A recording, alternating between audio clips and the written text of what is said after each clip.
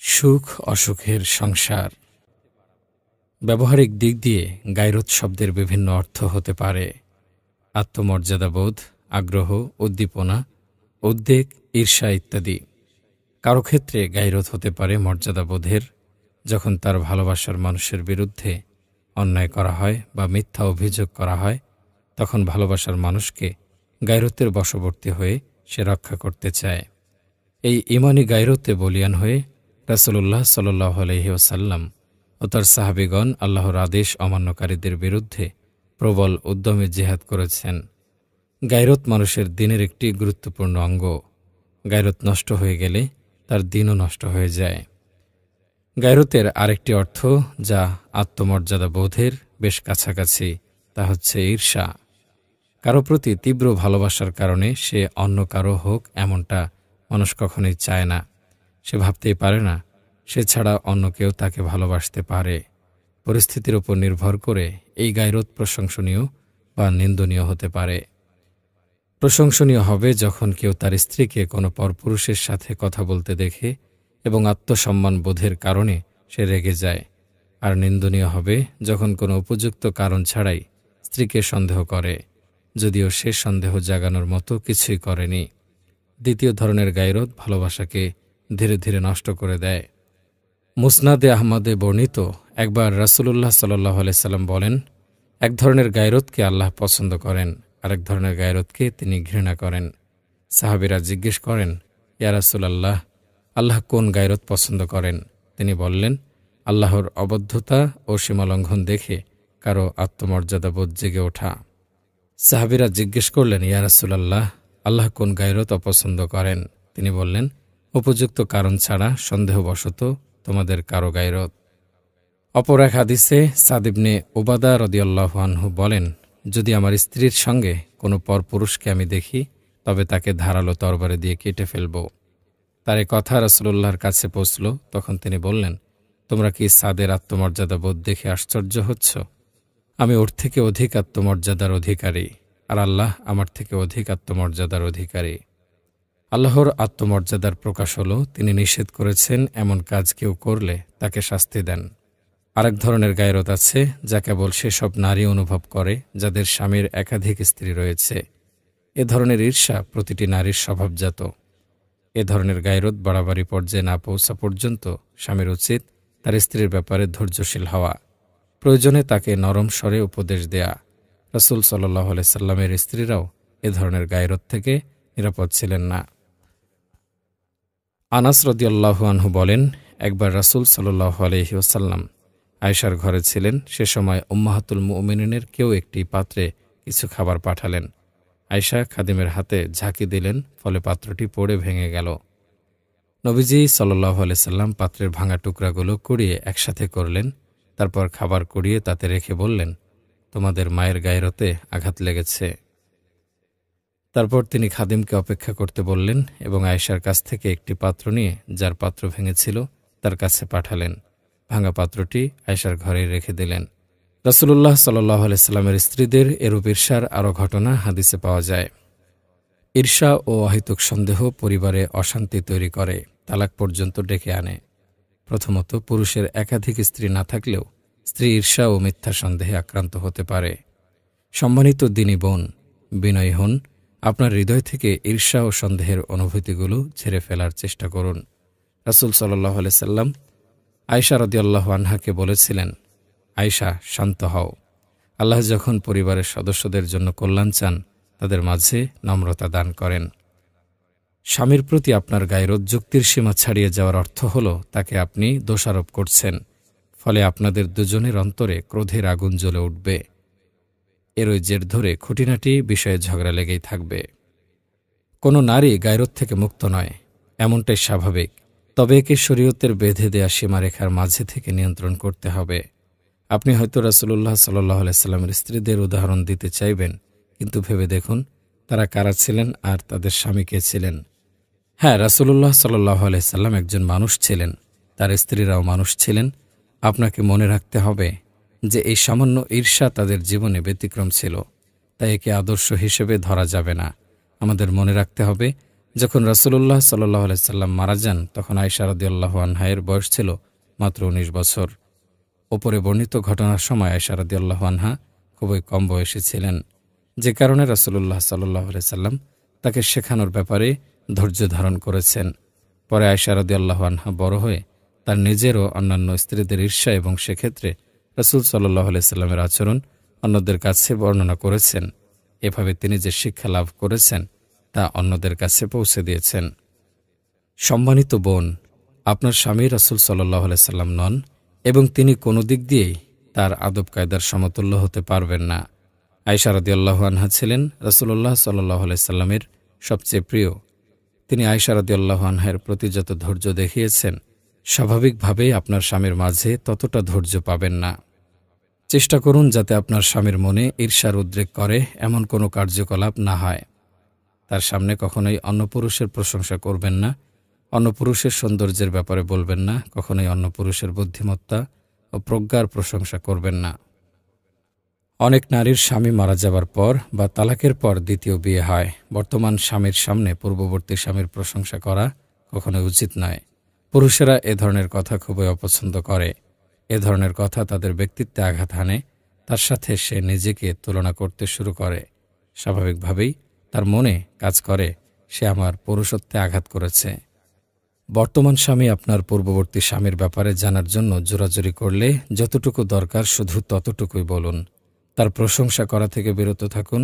জেনে রাখুন, পুরুষের প্রকৃতি হল সে তার স্ত্রীর একমাত্র পুরুষ হতে চায়। আপনার স্বামী আপনার মনের সবচেয়ে সুদর্শন, সবচেয়ে স্নেহশীল, সবচেয়ে জ্ঞানী ও সবচেয়ে আদর্শ মানুষ হিসেবে স্থান পেতে চায়। পুরুষদের এই স্বভাবজাত ইচ্ছা জান্নাতে সম্পূর্ণরূপে পূরণ হবে যখন তার স্ত্রী হুরদের মাঝে থেকে বলে উঠবে, আল্লাহর কসম, আমি জান্নাতে আপনার চেয়ে উত্তম কাউকে দেখতে পাচ্ছি না, আর এমন কাউকেও দেখতে পাচ্ছি না যে আমার কাছে আপনার চেয়ে অধিক প্রিয়। প্রিয় দিনী বোন, ঈর্ষা করার চেয়ে বরং এমন সব কাজ করুন যার দরুন আপনার স্বামী আপনাকে আরও বেশি ভালোবাসবে। তার সামনে নিজেকে উত্তম রূপে তুলে ধরুন। আপনার নারীত্বকে তার সামনে পূর্ণরূপে ফুটিয়ে তুললে তিনি আপনার প্রতি আকৃষ্ট হতে বাধ্য। আপনাকে ছাড়া অন্য কারো কথা তিনি ভাবতেই পারবেন না। তার সেবা করুন, তার সাথে নম্র স্বরে ভালোবাসার কথা বলুন, তার জন্য সুন্দর করে সাজুন, তাকে অনুভব করান তিনিই আপনার পুরুষ। বাইরের কোনো মহিলা আপনার স্বামীকে ভুলিয়ে ফাঁদে ফেলতে যা যা করতে পারে তার সবই করুন। পার্থক্য হল, আপনি যা করছেন তা হালাল তো বটেই, বরং প্রশংসনীয়। স্বামীর সাথে এতটাই ভালো আচরণ করুন যেন তিনি আপনার ভালোবাসা ও যত্নের উপর নির্ভরশীল হয়ে পড়েন। আপনাকে ছাড়া অন্য কোনো নারীর যেন তার প্রয়োজন না পড়ে। স্ত্রী নিজ সৌন্দর্যের ব্যাপারে যত্নশীল না হলে, স্বামীর সাথে সম্মানের সাথে মিষ্টি মিষ্টি কথা না বললে, নিজেকে পরিষ্কার পরিচ্ছন্ন না রাখলে, নিজের ওজনকে নিয়ন্ত্রণে না রাখলে স্বামী তার প্রতি অনাসক্ত হয়ে পড়াই স্বাভাবিক। অনেক নারী স্বামীর অন্য নারীর দিকে তাকানোর ব্যাপারে অভিযোগ করেন। দেখা যাবে ওপরে আমরা যেসব চেষ্টার কথা বলেছি এসব তারা একদমই করেন না। এর দ্বারা তার স্বামীর পাপের পক্ষে আমরা সাফাই গাইছি না। আমাদের প্রশ্ন হল, স্বামীর এই অবস্থা ঠেকানোর জন্য তার করণীয়গুলো কি তিনি পালন করেছেন? না করলে তিনিও ভুল করছেন। কেন ভুলে যাচ্ছেন? পৃথিবীর এত নারীর মাঝে আপনার স্বামী কেবল আপনাকে পছন্দ করেছেন, আপনাকে তার জীবনসঙ্গিনী হওয়ার প্রস্তাব জানিয়েছেন। বোন, বাস্তবতায় ফিরে আসুন। আপনার শত্রু শয়তানের ওয়াসওয়াসা থেকে ফিরে আসুন। বরং তার কথাগুলো শুনুন, যিনি আপনার প্রতি দয়াশীল। মহান আল্লাহ ওই নারীর দিকে তাকান না যে তার স্বামীর প্রতি অকৃতজ্ঞ, অথচ তাকে ছাড়া তার চলা সম্ভব নয়। ঈর্ষার বিষয়টিতে ফিরে আসি। কিছু নারী বলে, স্ত্রী যে স্বামীর ব্যাপারে ঈর্ষান্বিত, এটা স্বামীকে না বোঝানো বোকামি। বরং ঈর্ষার দ্বারা স্বামীকে বোঝানো যায় সে সত্যিই স্বামীকে ভালোবাসে। এটা কোন ধরনের গায়রোধ বা ঈর্ষা? যখন তখন ঈর্ষাকে লাগাম ছাড়া করে দেয়া নারীর জন্য বোকামি। এতে তাদের সংসার ধ্বংসের পথে পা বাড়ায় মাত্র।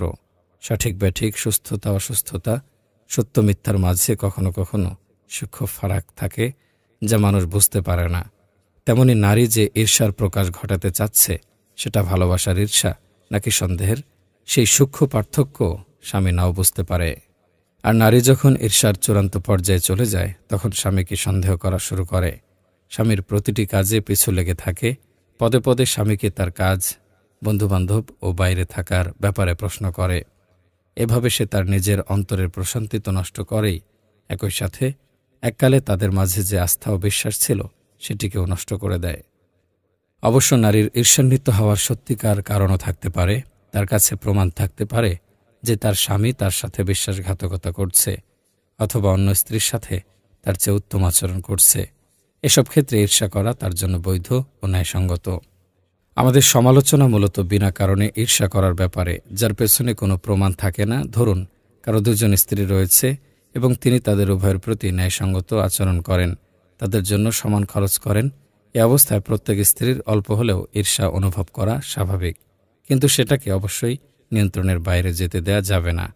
ঈর্ষাবশত ভুল করে কিছু বলে বসার ব্যাপারে স্ত্রীদের সাবধান থাকতে হবে। আজ আমরা সুখ অসুখের সংসার বই থেকে পুরুষের গায়রত সম্পর্কে আলোচনা করব। পুরুষের গায়রত। স্ত্রীকে নিয়ন্ত্রণ করার ক্ষেত্রে পুরুষের গায়রত ভারসাম্যপূর্ণ হওয়া উচিত। এক্ষেত্রে বাড়াবাড়ি ছাড়াছাড়ি কোনোটি ঠিক নয়। স্ত্রীকে আগলে রাখতে তার প্রতি ভালোবাসা ও আত্মমর্যাদাবোধ কাজ করবে, এমনটাই স্বাভাবিক। পরবর্তীকালে খুব বড় সমস্যায় রূপ নিতে পারে এমন ছোট ছোট ভুল থেকে স্ত্রীকে বাঁচিয়ে রাখার ব্যাপারে তাকে সচেতন থাকতে হবে। ইসলামী শরীয়তের আলোকে স্ত্রীর জীবনযাপন নিশ্চিত করা অভিভাবক হিসেবে তার দায়িত্ব। তার নিজেকে তো বটেই, পরিবারকেও জাহান্নামের আগুন থেকে রক্ষা করার জন্য আপ্রাণ চেষ্টা করতে হবে। তবে অতিরঞ্জিত গায়রতের বশে বিনা কারণে স্ত্রীকে সন্দেহ করা একদমই অনুচিত। অনেকের কাছে স্ত্রীর বাহ্যিক সচ্চরিত্রতা যথেষ্ট বিশ্বাসযোগ্য মনে হয় না। স্ত্রীর আসল রূপ বের করতে তার পেছনে গোয়েন্দাগিরি পর্যন্ত করে, অথচ সন্দেহের উপযুক্ত কারণ ছাড়া কারো পেছনে গোয়েন্দাগিরি করা ইসলামে নিষিদ্ধ। আল্লাহ বলেন, ইয়া আইয়ুহাল্লাযীনা আমানু জিতানিবু কাসীরাম মিনাজ-যন্নি ইন্না বা'দাজ-যন্নি ইসমু ওয়ালা তাজাসসাসু ওয়ালা ইয়াগতাব বা'দুকুম বা'দা আইয়ুহিব্বু আহাদুকুম আন ইয়াকুলা লাহমা আখিহি মাইতান ফাকারিহতুমু ওয়াত্তাকুল্লাহা ইন্নাল্লাহা তাওয়াবুর রহিম। হে মুমিনগণ, তোমরা অধিক অনুমান থেকে দূরে থাকো। নিশ্চয়ই কোনো কোনো অনুমান পাপ। তোমরা গোপন বিষয় অনুসন্ধান করো না। রাসূলুল্লাহ সাল্লাল্লাহু আলাইহি ওয়াসাল্লাম পুরুষদেরকে এ ব্যাপারে কড়া নিষেধ করে বলেন, আল্লাহ এমন গায়রত ঘৃণা করেন যা মানুষ সন্দেহের বশে তার পরিবারের স্ত্রীর উপর করে, যদিও সে সন্দেহমূলক কিছুই করেনি। আরেকটি প্রান্তিকতা হল স্ত্রীর পাপ কাজের ব্যাপারে বিন্দুমাত্র গায়রত কাজ না করা। এমনটা যে করে সে শুধু দুনিয়াতে নয়, আখেরাতেও শোচনীয় জীবন কাটাবে। রাসূলুল্লাহ সাল্লাল্লাহু আলাইহি ওয়াসাল্লাম বলেন, আল্লাহ তাআলা কিয়ামতের দিন দায়ুসের দিকে ফিরেও তাকাবেন না, জান্নাতে তাকে ঢুকতে দেবেন না। দায়ুস নিজের স্ত্রী ও পরিবারের লম্পট ও অশোভনীয় আচরণের ব্যাপারে নিশ্চুপ থাকে। তাদের ব্যাপারে কোনো আত্মমর্যাদা বোধ বা আগলে রাখার অনুভূতি তার মাঝে কাজ করে না। মানুষের নফস হল শিশুর মতো, একে যেভাবে শেখানো হবে সেভাবেই গড়ে উঠবে। স্ত্রীকে নিজ ইচ্ছা মাফিক চলতে দিলে তার চাহিদার বাঁধ ভেঙে যাবে, স্বামীর নিয়ন্ত্রণের বাইরে সে চলে যাবে। স্ত্রীর অসংযত চাহিদা পূরণের জন্য যে পুরুষ দিনরাত এক করে পরিশ্রম করে, সে নিজ হাতে নিজের দুর্দশা ডেকে আনে। তাই তার চাহিদা পূরণে ভারসাম্য বজায় রাখতে হবে। তার চাহিদাগুলো যেমন অবহেলা করা যাবে না, তেমনি তার সব ইচ্ছাও মেনে নেওয়া যাবে না। আসলে গায়রত ততক্ষণই উত্তম গুণ যতক্ষণ তার সীমার মাঝে থাকে, কোনো বাড়াবাড়ি ছাড়াছাড়ি করা না হয়। প্রশংসনীয় গায়রতের অধিকারী মানুষ বিনা কারণে স্ত্রীকে সন্দেহ করেন না, উপযুক্ত কারণ ছাড়া তার পেছনে গোয়েন্দাগিরি করেন না। একই সাথে স্ত্রীর আচরণের ব্যাপারে তিনি উদাসীন থাকেন না, বরং স্ত্রী যেন পাপ থেকে দূরে থাকে সে ব্যাপারে সচেতন থাকেন।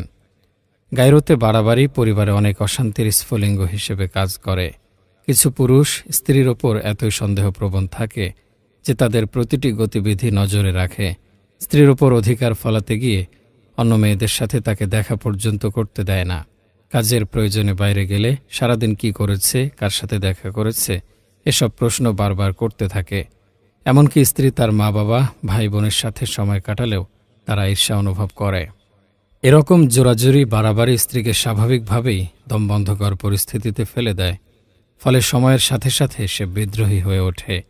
বরঞ্চ স্ত্রী দিনদার হলে ঘরের বাইরে পুরুষ এড়িয়ে চললে তাকে নিয়ে উদ্বিগ্ন হবার কোনো কারণ নেই। স্ত্রীর কোনো মন্দ কাজের কথা কানে এলে সাথে সাথে তার ওপর চড়াও হবেন না, বরং প্রথমেই এরূপ সংবাদের সত্যতা যাচাই করতে হবে। আল্লাহ বলেন, ইয়া আইয়ুহাল্লাযীনা আমানু ইন জাআকুম ফাসিকুম বিনাবাইন ফাতাবায়্যানু আন তুসিবু কওমান বিজাহারাতিন ফাতুসবিহু আলা মা ফাআলতুম নাদিমিন। হে ঈমানদাররা, যদি কোনো ফাসিক তোমাদের কাছে কোনো সংবাদ নিয়ে আসে, তাহলে তোমরা তা যাচাই করে নাও, এ আশঙ্কায় যে তোমরা অজ্ঞতাবশত কোনো কওমকে আক্রমণ করে বসবে, ফলে তোমরা তোমাদের কৃতকর্মের জন্য লজ্জিত হবে। অন্যদিকে স্ত্রীকে পুরোপুরি ছেড়ে দিয়ে রাখাও অনুচিত। স্ত্রীর কাজের ব্যাপারে ভাবলেশহীন উদার থাকা পরিবারের দুর্যোগ ডেকে আনে। পশ্চিমা বিশ্বের দিকে তাকালে যে কেউ এই সত্য উপলব্ধি করতে পারবে। সেখানে স্ত্রীকে নিয়ে স্বামী ক্লাবে যায়, তারপর তার সব বন্ধুর সাথে পরিচয় করিয়ে দেয়। স্ত্রী রাতভর তাদের সাথে নেচে গিয়ে সময় কাটায়। এভাবে একসময় সে অন্য কাউকে পছন্দ করে ফেলে, অথবা অন্যদের মাঝে নিজ স্ত্রীকে দেখে তার স্বামীর মনে ঈর্ষা জেগে ওঠে। এরপর তাদের ওপর অশান্তি জেগে বসে। অবশ্য এখন আর পশ্চিমাদের দিকে তাকানোর প্রয়োজন নেই। আমাদের সমাজেই দেখা যাচ্ছে পুরুষেরা বন্ধুদের সাথে স্ত্রীকে অবলীলায় গল্পগুজব করতে দিচ্ছে। কোনো বন্ধু হয়তো তাদের যথেষ্ট আস্থা ও বিশ্বাস অর্জন করে ফেলে, ফলে বাসায় পুরুষ কেউ না থাকলেও অবলীলায় তার আনাগোনা চলতে থাকে। পরে স্বামী যখন জানতে পারে স্ত্রী তার বন্ধুর সাথে একাকী ছিল, তখন সে রেগে যায়। কোথায় ছিল তার গায়রত, সম্মানবোধ, যখন সে বন্ধুকে তার স্ত্রীর সাথে পরিচয় করিয়ে দিয়েছিল? কে তাদের অবলীলায় কথা বলার সুযোগ করে দিয়েছিল? অনেক মেয়ে বাসায় বন্ধু ডেকে এনে পড়াশোনা করে, বাবা মা এসব দেখেও কিছু মনে করে না। কিন্তু যখন তাদের দুজনকে অন্তরঙ্গ অবস্থায় তারা আবিষ্কার করে, তখন তাদের মনে ঈমান জেগে ওঠে, প্রচণ্ড রেগে যায়। মেয়েকে তার ছেলে বন্ধুদের সাথে মিশতে দেওয়ার সময় তাদের এ গায়রত কোথায় ছিল? মুসলিম পরিবারগুলোতে এই দ্বিমুখী আচরণ আজ অহরহ দেখা যায়। বিপদের রাস্তা খুলে দিয়ে পরে তারা হায় হায় করে, অথচ চাইলেই শুরুতে বিপদটা তারা রুখে দিতে পারত। অনেক বাবা এসে ইমামের কাছে নালিশ করে তাদের মেয়ে অমুসলিম ছেলের সাথে প্রেম করছে, তাকে বিয়ে করতে চায়। পশ্চিমা দেশগুলোতে এ ঘটনাগুলো অহরহ ঘটছে। এমন পরিস্থিতিতে ইমামেরই বা কী করার থাকে? বরং তিনি বলে বসেন, এখন আসলেন আমার কাছে, অথচ যখন আপনার মেয়ে ছোট ছিল, উপযুক্ত শিক্ষা দেওয়ার বয়স ছিল, তখন কেন আসেননি? সে সময় যে শিক্ষা দিয়েছেন সেটার উল্টোটা এখন কিভাবে তার কাছে আশা করেন? এজন্য শুরুতেই মন্দের পথ বন্ধ করে দিতে হবে, তাহলেই কেবল পরিবারগুলোকে বাঁচানো যাবে। আমরা শুধু নিজ কাজের জন্য দায়ী থাকব না, বরং আমাদের স্ত্রী সন্তানের কাজের জন্য দায়ী থাকব। শরীয়তের বিধিনিষেধ মেনে চললে খুব সহজেই আমরা গায়রতে ভারসাম্য বজায় রেখে পরিবারের সম্মান রক্ষা করতে পারব। শরীয়তের নির্দেশ হল সবাই মার্জিত পোশাক পরবে, অপরিচিত মানুষের সাথে মিশবে না, বেশি বেশি দিনদার মানুষের সাথে মেলামেশা করবে এবং ভুল পথে নিয়ে যেতে পারে এমন মানুষ থেকে। আজ আমরা সুখ অসুখের সংসার বই থেকে মানুষের শরীরে বিদ্যমান তরবারির চেয়েও ধারালো এক অস্ত্র এ সম্বন্ধে আলোচনা করব। সম্ভবত জিহ্বাই একমাত্র অঙ্গ যা জীবনে এত সমস্যার সৃষ্টি করে, বিশেষ করে দাম্পত্য জীবনে। স্বামী স্ত্রীকে শিখতে হবে কখন কথা বলতে হয় আর কখন চুপ থাকতে হয়, কথা বলার সময় কিভাবে কথা বলতে হয়। আবু হামিদ আল গাজালি রহমতুল্লাহি আলাইহি বলেন, জিহ্বা আল্লাহর দেয়া বড় নিয়ামতগুলোর একটি, তার সবচেয়ে বিস্ময়কর সৃষ্টিগুলোর একটি। আকারে ছোট হলেও এর বাধ্যতা ও অবাধ্যতার পরিণাম অনেক বড়। ঈমান আর কুফরের প্রকাশ ঘটে এর মাধ্যমেই। রাসূলুল্লাহ সাল্লাল্লাহু আলাইহি ওয়াসাল্লাম বলেন, অসংযত কথাবার্তার কারণে মানুষকে অধোমুখে জাহান্নামে ছুঁড়ে ফেলা হবে। জিহ্বার অনিষ্টতা থেকে কেবল তিনিই রেহাই পেয়েছেন যিনি শরীয়তের লাগাম পরিয়ে একে সংযত রেখেছেন। দুনিয়া ও আখেরাতে উপকারী বিষয় ছাড়া অন্য কোথাও এই লাগাম ঢিল দেন না। জিহ্বা হচ্ছে মানুষের দেহের সবচেয়ে অবাধ্য এবং বিপজ্জনক অঙ্গ, কারণ কোনো চেষ্টা, ক্লান্তি, কষ্ট ছাড়াই এটি নড়তে পারে। লোকেরা এর বিপদকে হালকাভাবে নেয়, অথচ ভুলে যায় মানুষকে বিভ্রান্ত করতে শয়তানের সবচেয়ে বড় অস্ত্র এটি। উকবা ইবনে আমির রাদিয়াল্লাহু আনহু একবার নবীজি সাল্লাল্লাহু আলাইহি ওয়াসাল্লামকে জিজ্ঞেস করলেন, হে আল্লাহর রাসূল, মুক্তির উপায় কি? তিনি বললেন, তোমার জিহ্বাকে সংযত রাখো, তোমার বাসস্থান যেন তোমার জন্য প্রশস্ত হয়, অর্থাৎ বাড়িতে বেশি থাকো এবং তোমার গুনাহের জন্য কাঁদো। আর এক হাদিসে রাসূলুল্লাহ সাল্লাল্লাহু আলাইহি ওয়াসাল্লাম বলেন, তোমাদের মাঝে সবচেয়ে নিকৃষ্ট কারা বলবা? তোমাদের মাঝে সবচেয়ে নিকৃষ্ট কারা বলবো? তারা হলো সারসারুন, বাচাল, যারা কথার দ্বারা মানুষকে প্রভাবিত করে, এবং মুতাসাদ্দিকুন, বাগ্মিতা দেখানোর জন্য সুন্দর করে যারা কথা বলে। অন্য এক হাদিসে রাসূলুল্লাহ সাল্লাল্লাহু আলাইহি ওয়াসাল্লাম বলেন, মানুষ সকালে ঘুম হতে ওঠার সময় তার সমস্ত অঙ্গ প্রত্যঙ্গ বিনীতভাবে জিহ্বাকে বলে, তুমি আমাদের ব্যাপারে আল্লাহকে ভয় করো। যদি তুমি সঠিক পথে থাকো তাহলে আমরাও সঠিক পথে থাকতে পারব, আর তুমি যদি বাঁকা পথে যাও তাহলে আমরাও বাঁকা পথে যেতে বাধ্য হব। আব্দুল্লাহ বিন মাসউদ রাদিয়াল্লাহু আনহু বলেন, কসম আল্লাহর, যিনি ছাড়া কোনো ইলাহ নেই, সবকিছুর চেয়ে জিহ্বাকে বন্দী রাখা বেশি প্রয়োজনীয়। হাসান রহমতুল্লাহি আলাইহি বলেন, যে তার জিহ্বাকে সংযত রাখে না সে তার দিনকে বুঝতে পারেনি। দাউদ আলাইহিস সালামের প্রজ্ঞার ব্যাপারে বলতে গিয়ে ওয়াহাব ইবনে মুনাব্বিহ রহমতুল্লাহি আলাইহি বলেন, একজন জ্ঞানী মানুষের দায়িত্ব হল তিনি যে যুগে বাস করছেন সে সময়ের ঘটনাবলী সম্পর্কে জানা, জিহ্বাকে সংযত রাখা এবং অন্যের ব্যাপারে নাক না গলিয়ে নিজের কাজে ব্যস্ত থাকা। ইয়াহিয়া গ্রন্থে আবু হামিদ আল গাজালি রহমতুল্লাহি আলাইহি জিহ্বার এমন কিছু কাজের কথা তুলে ধরেছেন যেগুলোর মাধ্যমে মানুষ বিপথে পা বাড়ায়। এখানে সেগুলোর কয়েকটি আমরা এখন উল্লেখ করব। এমন বিষয়ে কথা বলা যা তার জন্য গুরুত্বপূর্ণ নয়, অপ্রয়োজনীয় অতিরিক্ত কথা বলা, মিথ্যা কথা বলা, বিনা কারণে তর্ক করা, মেকিস্বরে সুন্দর করে কথা বলা, অভিশাপ দেওয়া বা অশালীন কথা বলা, গান গাওয়া ও অশ্লীল কবিতা আবৃত্তি করা, অপরকে হেয় করা, কাউকে বিশ্বাস করে বলা হয়েছিল এমন গোপনীয় কথা প্রকাশ করে দেয়া, মিথ্যা অঙ্গীকার শপথ করা, মিথ্যা কথা বলা, গীবত করা, পরনিন্দা করা, সম্মুখ প্রশংসা করা, কারো কাছে সুবিধা লাভের আশায়। যে মজলিস আল্লাহর স্মরণের মাধ্যমে আলোকিত হয় না, অধিকাংশ ক্ষেত্রেই তা মিথ্যা ও পাপের মাধ্যমে কলঙ্কিত হয়। এ ধরনের মজলিসগুলোতে সাধারণত নিম্নোক্ত মন্দ বিষয়গুলো থাকে। এক, মজলিসে উপস্থিতরা অনুপস্থিতদের দোষ নিয়ে আলোচনা করে। 2, অন্যকে খুশি করার উদ্দেশ্যে কেউ তাদের খারাপ কথা বলতে নিষেধ করে না, বরং তাদের উৎসাহ দেয়, বাজে কথায় তাদের সাথে অংশগ্রহণ করে। 3, এ ধরনের সমাবেশে সর্বোচ্চ মাত্রায় অহংকার ছড়িয়ে থাকে। এ কারণে উপস্থিত ব্যক্তিরা নিজেদের প্রশংসা করে এবং অনুপস্থিতদের উপহাস করে। 4, অন্যের নিয়ামত সম্পর্কে আলোচনা করা হলে সেটার পেছনে কারণ হিসাবে থাকে হিংসা। তারা আশা করে যেন সেই নিয়ামতগুলো থেকে সে বঞ্চিত হয়।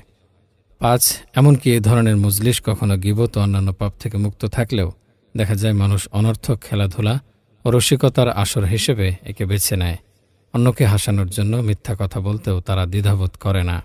প্রিয় দিনী ভাই, জিহ্বার অসংখ্য খারাপ দিক রয়েছে। এই একটি জিনিস আপনাদের দাম্পত্য জীবনকে বিষিয়ে তুলতে যথেষ্ট। মানুষের জিহ্বা তলোয়ারের মতো। স্ত্রীর সাথে কথাবার্তায় একে বিচক্ষণতার সাথে ব্যবহার করুন। জিহ্বার প্রয়োজনীয় ব্যবহার এর মিষ্টতাকে নষ্ট করে, গম্ভীর্যকে নিষ্প্রভ করে দেয়। যদি স্ত্রীর বিরুদ্ধে তার অপছন্দনীয় কিছু বলতেই হয়, তবে প্রথমে নিশ্চিত করুন আপনি সঠিক পথে আছেন এবং তিনি আসলে ভুল কিছু করছেন। নতুবা ঘন ঘন বিনা কারণে তার সাথে চিৎকার চেঁচামেচি করলে তার কাছে আপনার কথার গুরুত্ব কমে যাবে। বরং তার সাথে কথাবার্তার বিচক্ষণ হন, তাকে বন্ধুর মতো উৎসাহ দিন। একজন বাবা যেভাবে পরম মমতায় সন্তানের ভুল ধরিয়ে দেয়, সেভাবে তাকে সংশোধন করুন। একজন শিক্ষক যেমন তার ছাত্রকে প্রজ্ঞার সাথে শেখায়, সেভাবে তাকে শেখান। এভাবে আপনি তার শ্রদ্ধা অর্জন করতে পারবেন। প্রিয় দিনী বোন, স্বামীর সাথে কথা বলার সময় শ্রদ্ধা ও সম্মান বজায় রেখে কথা বলুন। প্রতিটি স্বামী এমন আচরণ চায়। কেউ স্ত্রীর চিৎকার শুনতে চায় না, কেউ স্ত্রীর ঘ্যানঘ্যানানি শুনতে চায় না, কারণে অকারণে তার চেঁচামেচি শুনতে চায় না। আপনার স্বামী ও বান্ধবীদের সাথে মার্জিত ভাষায় কথা বলুন। আল্লাহ সুবহানাহু ওয়া তাআলা বলেছেন, মা ইয়ালফিযু মিন কওলিন ইল্লা লাদাইহি রাকীবুন আতীদ। যে কথাই মানুষ উচ্চারণ করে তার সংরক্ষণের জন্য তার নিকট একজন সদা তৎপর প্রহরী আছে। ফোনে কথা বলতে গিয়ে হ্যালো এর বদলে আসসালামু আলাইকুম ওয়া রাহমাতুল্লাহি ওয়া বারাকাতুহু দিয়ে কথা শুরু করুন। ফোনে সরাসরি প্রয়োজন সম্পর্কে কথা বলুন, বিনা কারণে আলোচনা দীর্ঘ করবেন না। এমনকি আপনার স্বামী বাসায় না থাকলেও আপনার এমন অনেক কিছু করার আছে যা ফোনে কথা বলার চেয়ে উত্তম, যেমন কোরআন তেলাওয়াত করা, সন্তানকে পড়ানো, বাসার কাজগুলো সেরে ফেলা ইত্যাদি। সতর্কতার সাথে জিহ্বাকে সংযত রাখলে স্বামীর শ্রদ্ধা ও ভালোবাসা অর্জন করতে পারবেন। একই সাথে আপনার সঠিক ফায়সালা এবং মুখনিঃসৃত মধুর ও বিচক্ষণ কথাকে আরও মূল্যায়ন করতে তিনি আগ্রহী। এ পর্যায়ে আমরা পড়ব সুখ অসুখের সংসার বই থেকে অসার বিনোদন। আল্লাহ তাআলা অল্প সংখ্যক মানুষকেই টেলিভিশনের ফিতনা থেকে রক্ষা করেছেন। তারা ব্যতীত বেশিরভাগ মানুষই ঘরে স্যাটেলাইট ডিশ কানেকশন রাখতে চায়। স্যাটেলাইট ডিশ মুসলিম পরিবারের জন্য কতটা ক্ষতিকর কল্পনা করা অসম্ভব। ঘরের ভেতর পাপ ঢোকার সদর দরজা এই চারকোনা স্ক্রিন। শুরুটা হয় পরিবারের কর্তার হাত ধরে। তিনি টিভিতে অশালীন অনুষ্ঠান দেখে নিজে তো পাপ করেই, সাথে স্ত্রী সন্তানদের দেখতে দিয়ে তাদের পাপের বোঝাও নিজের ওপর টেনে নেন। যেখানে কিনা তার দায়িত্ব হল পরিবার প্রধান হিসেবে পরিবারের কল্যাণ নিশ্চিত করা। পরিবারের শারীরিক চাহিদা পূরণ করাই তার একমাত্র দায়িত্ব নয়, বরং নৈতিক ও আধ্যাত্মিক উন্নতি নিশ্চিত করাও তার গুরু দায়িত্ব। সেখানে পরিবারের জন্য মন্দ বিষয়গুলো সহজলভ্য করে দেয়া কতটা গুরুতর ভেবে দেখুন। পরিবারে টিভির ব্যাপারে অন্যদের চেয়ে বাবার আগ্রহই সবচেয়ে বেশি দেখা যায়। তার ঘণ্টার পর ঘণ্টা কেটে যায় সোফায় হেলান দিয়ে চ্যানেল বদলাতে। ঘরে স্ত্রী থাকলেও তার মন পড়ে থাকে অন্য কোথাও, যেন সে কখনোই শোনেনি রাসূলুল্লাহ সাল্লাল্লাহু আলাইহি ওয়াসাল্লামের এই কথা, অবশ্যই তোমার ওপর তোমার স্ত্রীর অধিকার আছে। প্রিয় দিনী ভাই, আপনি যে দীর্ঘ সময় টিভির সামনে ব্যয় করেছেন, পরিবারের চাহিদা অবহেলা করেছেন, সেসবের জন্য আল্লাহর সামনে আপনাকে জবাবদিহি করতে হবে। আল্লাহকে ভয় করুন, ছলনার মায়াজাল ছেড়ে বেরিয়ে আসুন। নিজের প্রতি, স্ত্রী সন্তানের প্রতি দয়া করুন। পাপের এই বাক্সকে আপনার বাসা থেকে দূর করুন। কেন বুঝছেন না ভাই আমার? আপনাকে দেখেই আপনার সন্তানরা পাপ করা শিখছে। ভুলে যাচ্ছেন কেন? রাখাল হিসেবে আপনার পালের ব্যাপারে আপনাকেই জবাবদিহি করতে হবে।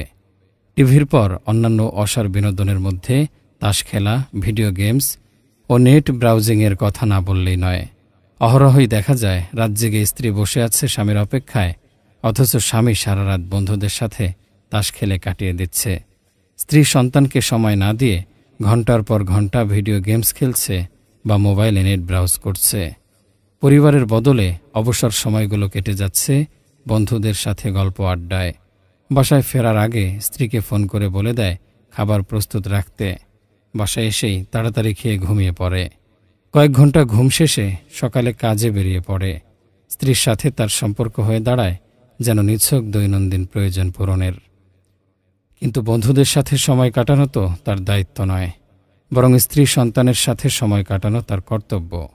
সুখে শান্তিতে বাস করতে, ইসলামের শিক্ষা মেনে চলতে পরিবারের সাথে সময় কাটানোর বিকল্প নেই। একজন বাবা তার পরিবারের জন্য দৃষ্টান্ত। তাকে দেখে পরিবারের বাকিরা শেখে। পরিবারকে শেখানোর দায়িত্ব তারই। হালাল পথে স্ত্রী সন্তানের সাথে বিনোদনের বহু উপায় আছে, প্রয়োজন একটু ভেবে সেগুলো খুঁজে বের করার। আমরা শুরুতেই পরিবারের সাথে খেলাধুলা ও বিনোদনের গুরুত্ব নিয়ে আলোচনা করেছি। রাসূলুল্লাহ সাল্লাল্লাহু আলাইহি সাল্লামের জীবন থেকে উদাহরণ দেখিয়েছি। পরিবারের সাথে গুণগত সময়ের পরিমাণ বাড়িয়ে তুলুন। দেখবেন পরিবার হয়ে উঠবে আপনার জন্য চক্ষু শীতলকারী শান্তির আশ্রয়। স্ত্রীর সাথে রুক্ষ আচরণ। দাম্পত্য জীবনে অনেক অশান্তির সূত্রপাত হয় স্ত্রীর সাথে স্বামীর রুক্ষ আচরণ থেকে। নেতৃত্ব খাটাতে, অহংকার দেখাতে কিংবা স্ত্রীর ওপরে নিজের শ্রেষ্ঠত্ব প্রমাণে এমনটা তারা করে। এগুলোর কোনোটি স্ত্রীর সাথে রুক্ষ আচরণের অজুহাত হতে পারে না। মুসলিমকে যে কোনো প্রকার রুক্ষ আচরণ থেকে বেঁচে থাকতে হবে। এ ধরনের চরিত্র স্বভাবতই অন্যদের দূরে ঠেলে দেয়। সেখানে স্ত্রী ও পরিবারের সাথে রুক্ষ আচরণ কোনোভাবেই গ্রহণযোগ্য নয়। নবীজি সাল্লাল্লাহু আলাইহি ওয়াসাল্লামকে উদ্দেশ্য করে কোরআনে এসেছে, ওয়ালাউ কুনতা ফাজ্জান গলিজাল কলবি লানফাদ্দু মিন হাওলিক। আর তুমি কঠোর স্বভাব, কঠিন হৃদয় হলে তারা তোমার পাশ থেকে সরে যেত। পূর্বে নাজিলকৃত আসমানি কিতাবগুলোতে রাসূলুল্লাহ সাল্লাল্লাহু আলাইহি ওয়াসাল্লামের বৈশিষ্ট্যের বর্ণনা হিসেবে এসেছে তিনি কঠোর, রূঢ় ও নির্দয় স্বভাবের নন। হুযায়ফা রাদিয়াল্লাহু আনহু থেকে বর্ণিত, রাসূলুল্লাহ সাল্লাল্লাহু আলাইহি ওয়াসাল্লাম বলেছেন, আমি কি তোমাদের আল্লাহর সবচেয়ে নিকৃষ্ট বান্দার ব্যাপারে জানাবো না? এ হচ্ছে সেই যে কঠোর ও অহংকারী। তিনি আরও বলেছেন, আল্লাহ যখন কোনো ঘরের মানুষের জন্য কল্যাণ চান, তখন তাদের মাঝে নম্রতা দিয়ে দেন। যে ব্যক্তি নম্র আচরণ থেকে বঞ্চিত, সে প্রকৃত কল্যাণ থেকেই বঞ্চিত। যার চরিত্র ভালো এবং নিজ পরিবারের সাথে দয়াদ্র ব্যবহার করে, সেই ঈমানের দিক হতে পরিপূর্ণ মুমিন। বাবা তার পরিবারের প্রধান ও তত্ত্বাবধায়ক। একজন আদর্শ নেতার মতো তাকে পরিবার পরিচালনা করতে হবে কোমলতা ও দয়ার সাথে, উত্তম পন্থায়। অন্যদিকে স্বামীর কঠোরতায় কষ্ট পেলে স্ত্রীর উচিত যতটা সম্ভব ধৈর্য ধরা, প্রজ্ঞার সাথে নরম কথায় স্বামীকে বোঝানোর চেষ্টা করা। আজ আমরা সুখ অসুখের সংসার বই থেকে আলোচনা করব বিয়ের উদ্দেশ্য থেকে বিচ্যুতি। এই প্রসঙ্গে কথা বলার আগে প্রথমে জানা দরকার বিয়ের উদ্দেশ্যগুলো কি কি? আবু হামিদ আল গাজালি রহমতুল্লাহি আলাইহি এই প্রশ্নের উত্তর 5টি উদ্দেশ্য বা উপকারিতার কথা উল্লেখ করেছেন। প্রথম উদ্দেশ্য, বিয়ের প্রাথমিক উদ্দেশ্য হল সন্তান জন্মদানের মাধ্যমে বংশধারা জারি রাখা। এর মাধ্যমে কোনো দম্পতি 4 ভাবে আল্লাহর নিকটবর্তী হতে পারেন। সেগুলো হলো তাদের সন্তান জন্মদানের ইচ্ছা ও বংশধারা বজায় রাখা, মূলত আল্লাহরই আদেশ পালন। একইভাবে এর মাধ্যমে রাসূলুল্লাহ সাল্লাল্লাহু আলাইহি ওয়াসাল্লামের আদেশ পালন করা হয়। তিনি বলেছেন, প্রেমময়ী ও অধিক সন্তান প্রসবকারী নারীকে বিয়ে করো, কেননা হাসরের মাঠে আমি অন্যান্য উম্মতের সামনে তোমাদের সংখ্যাধিক্যের কারণে গর্ব করব। দিনদার সন্তান রেখে গেলে মৃত্যুর পরও তারা তার জন্য দোয়া করবে। রাসূলুল্লাহ সাল্লাল্লাহু আলাইহি ওয়াসাল্লাম বলেন, মানুষ মারা গেলে তার সমস্ত আমল বন্ধ হয়ে যায় 3টি আমল ছাড়া: সাদাকায়ে জারিয়া, এমন ইলম যার দ্বারা মানুষ উপকৃত হয়; পুণ্যবান সন্তান, যে তার জন্যে দোয়া করতে থাকে। যদি কারো সন্তান তার আগেই মারা যায়, তবে ওই সন্তান তার জন্য আখিরাতে সুপারিশকারী হবে। এক সাহাবী তার ছেলের মৃত্যু নিয়ে প্রচণ্ড শোকাহত হয়ে পড়েছিলেন। তখন রাসূলুল্লাহ সাল্লাল্লাহু আলাইহি ওয়াসাল্লাম তাকে জিজ্ঞেস করলেন, তোমার কাছে কোনটি পছন্দনীয়, তার মাধ্যমে তোমার পার্থিব জীবন সুখময় করা, নাকি কাল কিয়ামতে তুমি জান্নাতে যে দরজা দিয়ে ঢুকতে চাইবে, তোমার পূর্বেই সেখানে পৌঁছে সে তোমার জন্য দরজা খুলে দেবে? তিনি বললেন, হে আল্লাহর রাসূল, সে আমার আগে জান্নাতের দরজায় গিয়ে আমার জন্য দরজা খুলে দেবে, এটাই আমার কাছে অধিক পছন্দনীয়। তিনি বললেন, তাহলে তোমার জন্য তাই হবে। আরেকজন সাহাবী জিজ্ঞেস করলেন, ইয়া রাসূলুল্লাহ, এটা কি শুধু তার জন্য নাকি আমাদের সবার জন্যই? নবীজি বললেন, তোমাদের সবার জন্য। দ্বিতীয় উদ্দেশ্য, বিয়ের দ্বিতীয় উদ্দেশ্য হচ্ছে নিজেকে শয়তান থেকে রক্ষা করা, ক্ষতিকর কামনা দমন করা, নজরকে নত রাখা ও গোপন অঙ্গের হেফাজত করা। রাসূলুল্লাহ সাল্লাল্লাহু আলাইহি ওয়াসাল্লামের এই কথাটি এ হাদিসে পরোক্ষভাবে এসেছে। যাকে আল্লাহ দিনদার নারী স্ত্রী হিসেবে দিয়েছেন, তার দিনের অর্ধেকের ব্যাপারে তাকে তিনি সাহায্য করেছেন, বাকি অর্ধেকের ব্যাপারে সে যেন তাকে ভয় করে। বিয়ের তৃতীয় উদ্দেশ্য হচ্ছে মানসিক প্রশান্তি লাভ। স্বামী স্ত্রী একসাথে সময় কাটিয়ে শান্তি পায়, একে অপরের দিকে তাকিয়ে আনন্দ পায়, পাশে বসে গল্পগুজব, সুখ দুঃখ ভাগাভাগি করে। এভাবে তারা মানসিকভাবে প্রফুল্ল থাকে, ইবাদতে উদ্যম ফিরে পায়। মানুষ সহজে বিরক্ত হয়ে যায়, ফলে পথ থেকে ছিটকে পড়ে। তাকে বিশ্রাম না দিয়ে কাজ চাপিয়ে দিলে সে বিদ্রোহী হয়ে ওঠে, কিন্তু তাকে কিছুটা সময় উপভোগ করার সুযোগ দিলে পুনরায় উদ্যম ফিরে পায়। আলী রাদিয়াল্লাহু আনহু বলেছেন, হৃদয়কে ঘণ্টাখানেকের জন্য বিশ্রাম দাও বা বিনোদন দাও, নতুবা একটানা কাজ বা পরিশ্রমের চাপে পড়ে সে অন্ধ হয়ে যাবে। এজন্য প্রিয় নবী সাল্লাল্লাহু আলাইহি ওয়াসাল্লাম বলেছেন, তোমাদের দুনিয়ার 3টি জিনিসকে আমার কাছে প্রিয় করা হয়েছে: সুগন্ধি, নারী এবং আমার চোখের শীতলতা করা হয়েছে সালাতকে। চতুর্থ উদ্দেশ্য, বিয়ের পর মানুষ বিভিন্ন গুরুত্বপূর্ণ কাজে আরও সুযোগ পায়। যেমন সংসার সামলানোর কাজ স্ত্রীর দায়িত্বে ছেড়ে দেয়া যায়। যদি জীবিকা অর্জনের পাশাপাশি পুরুষকে সংসারও সামলাতে হতো, তবে তার অনেক সময় নষ্ট হতো। ইলম অর্জন ও আমলের কোনো সময় সে পেত না। এভাবে স্ত্রী তার স্বামীকে আরও ভালো মুসলিম হতে সাহায্য করে। রাসূলুল্লাহ সাল্লাল্লাহু আলাইহি সাল্লাম বলেন, তোমাদের কেউ বিয়ে করলে যেন পুণ্যবান ইমানদার মেয়েকে স্ত্রী হিসেবে বেছে নেয়, সে তোমাকে তোমার আখিরাতের ব্যাপারে সাহায্য করবে। পঞ্চম উদ্দেশ্য, বিয়ের মাধ্যমে মানুষকে জীবনসঙ্গী ও সন্তান সন্ততি দ্বারা পরীক্ষা করা হয়, যেন মানুষ আখিরাতে আরও বেশি পুরস্কার লাভ করতে পারে। এসব পরীক্ষায় উত্তীর্ণ হতে হলে জীবনসঙ্গীর অধিকারগুলো আদায় করতে হয়, তার ব্যাপারে ধৈর্যশীল হতে হয়, সরল পথে থাকার ব্যাপারে একে অপরকে সাহায্য করতে হয়। এই পরীক্ষারই একটি অংশ হল পরিবারের জন্য হালাল উপার্জনের চেষ্টা করা। মানুষ সন্তানদের দ্বারা পরীক্ষিত হয়, আর এক্ষেত্রে উত্তীর্ণ হতে হলে সন্তানদের সঠিকভাবে বড় করে তোলা প্রয়োজন। রাসূলুল্লাহ সাল্লাল্লাহু আলাইহি ওয়াসাল্লাম বলেন, মুসলিম ব্যক্তি সওয়াবের আশায় তার পরিবার পরিজনের জন্য যা কিছু খরচ করবে, সবই তার জন্য সাদাকা হিসেবে গণ্য হবে। মানুষ যখন দাম্পত্য জীবনের এই উদ্দেশ্য ও লক্ষ্যগুলো থেকে বিচ্যুত হয়ে যায়, তখনই সংসারে জটিলতার সূত্রপাত ঘটে। স্ত্রীর সাথে শারীরিক সম্পর্কে আগ্রহ হারিয়ে ফেলা, তাকে স্ত্রী হিসেবে না ভেবে কাজের মানুষ হিসেবে আচরণ করা, স্ত্রীকে বিপথে চলতে দেওয়া, এরকম আরও বহুভাবে মানুষ বিয়ের এই পরীক্ষায় ব্যর্থ হয়ে যায়। এখন সমাজের সর্বস্তরে দেখা যাচ্ছে বিয়ের উদ্দেশ্যগুলো থেকে মানুষ দূরে চলে গিয়েছে। সন্তান জন্ম দেয়া, শারীরিক ও মানসিক চাহিদা পূরণ করা, একজন ভালো মুসলিম হওয়া, এসবের বদলে অন্য উদ্দেশ্যে মানুষ এখন বিয়ে করছে। কিছু পুরুষের কাছে বিয়ে যেন ব্যবসায়ী উদ্যোগ। ধনী বাবা বা প্রভাবশালী আত্মীয় আছে এমন মেয়ে বিয়ে করা অনেকের মুখ্য উদ্দেশ্য থাকে, যেন সমাজের উচ্চ শিখরে যেতে সাহায্য পাওয়া যায়। মেয়েরাও কম যায় না, তারা সচ্চরিত্রের পরিবর্তে সম্পদ ও সামাজিক মর্যাদাকে স্বামী নির্বাচনের মাপকাঠি করে নিয়েছে। এই ধারা যত চলতে থাকবে, দাম্পত্যের সমস্যাগুলো ততই বাড়তে থাকবে। সমাজ আরও দূষিত হয়ে উঠবে। ছলনার ওপর ভর করে গড়ে ওঠা এসব বিয়ে বেশি দিন টেকে না। যদিও বা টিকে যায়, সম্পর্কগুলো মোটেও সুখকর হয় না। আর্থিক সমস্যা থেকে তারা বেঁচে যায় বটে, কিন্তু নিত্যদিনের কলহ আর অবাধ্য সন্তান তাদের দাম্পত্যের পরিণতি হয়ে দাঁড়ায়। ভেবে দেখুন, একজন আদর্শ পুরুষ কি অর্থ লাভের আশায় বিয়ে করতে পারে? বরং পরিবারের জন্য আয় করা তো তারই দায়িত্ব। এই দায়িত্ব ঠিকভাবে পালন করলে তিনি দুনিয়ায় যেমন শান্তিতে থাকবেন, আখেরাতেও তেমনি পুরস্কৃত হবেন। সংক্ষেপে এতটুকুই বলবো, বিয়ের সঠিক উদ্দেশ্যগুলো মাথায় রেখে যেমন জীবনসঙ্গিনী পছন্দ করতে হবে, তেমনি দাম্পত্য জীবনে সেসব উদ্দেশ্য মাথায় রেখে আমাদের চলতে হবে। আজ আমরা আলোচনা করছি সুখ অসুখের সংসার বই থেকে। লোভ ও কৃপণতা। কৃপণতার বিভিন্ন স্তর রয়েছে, এর মাঝে দুটি স্তর সম্পর্কে জানা প্রয়োজন: সুখ এবং বুখল। বুখল বলতে সাধারণ কৃপণতা বোঝায়, আর সুখ বলতে গুরুতর লোভ মিশ্রিত কৃপণতাকে বোঝায়। এর বশে মানুষ দিনের খাতিরে খরচ করতে অনীহা দেখায়। স্বাভাবিক জীবনধারায়, বিশেষত দাম্পত্য জীবনে বুখল ও সুখের কারণে অনেক সমস্যা দেখা দেয়।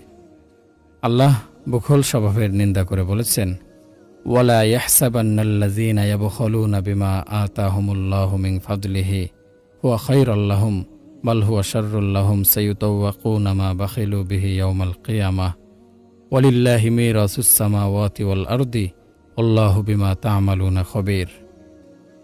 আর আল্লাহ যাদেরকে তার অনুগ্রহ থেকে যা দান করেছেন তা নিয়ে যারা কৃপণতা করে, তারা যেন ধারণা না করে যে তা তাদের জন্য কল্যাণকর, বরং তা তাদের জন্য অকল্যাণকর।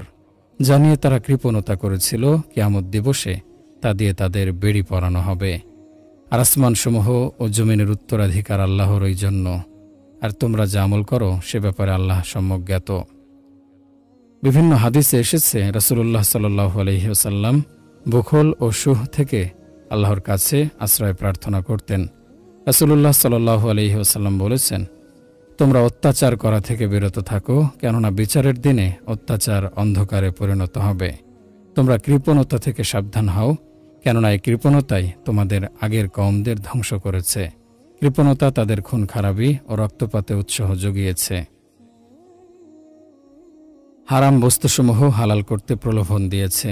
যে ব্যক্তি মানুষের শুকরিয়া করে না, সে আল্লাহরও শুকরিয়া আদায় করে না। কৃপণ ব্যক্তি বখিল জান্নাতে প্রবেশ করবে না। সুখ ও ঈমান একজন মুসলিমের অন্তরে একসাথে থাকতে পারে না। সম্পদের প্রতি যতই ভালোবাসা থাকুক না কেন, একজন সাধারণ মানুষ যিনি কৃপণতার রোগ থেকে মুক্ত, তিনি তার পরিবারের প্রয়োজনে অবশ্যই খরচ করেন। তিনি তাদের জন্য পরিশ্রম করে উপার্জন করেন, পরিবারের বর্তমান ও ভবিষ্যতের চাহিদা মেটানোর জন্য সর্বাত্মক চেষ্টা করেন।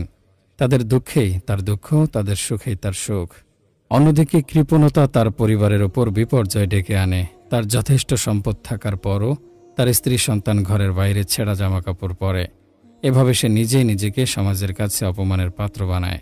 এক একজনের কার্পণ্যের পেছনে এক এক রকম কারণ কাজ করে। স্ত্রীকে অবাধ্যতার শাস্তি দিতে অনেকে কৃপণতা করে, আবার অনেকে কোনো নেশার পেছনে সব সম্পদ খরচ করে ফেলে, স্ত্রীর সাথে কৃপণতা করে। এক্ষেত্রে নিজের কামনা পূরণে সে উদার, অথচ স্ত্রী সন্তানের ব্যাপারে কৃপণ। আর তৃতীয় ধরনের কৃপণ ব্যক্তি সম্পদ জমা করতেই থাকে, টাকা পয়সার প্রতি ভালোবাসা ছাড়া তার আর কোনো মায়া নেই। এই লোক সবচেয়ে নিকৃষ্ট কৃপণ।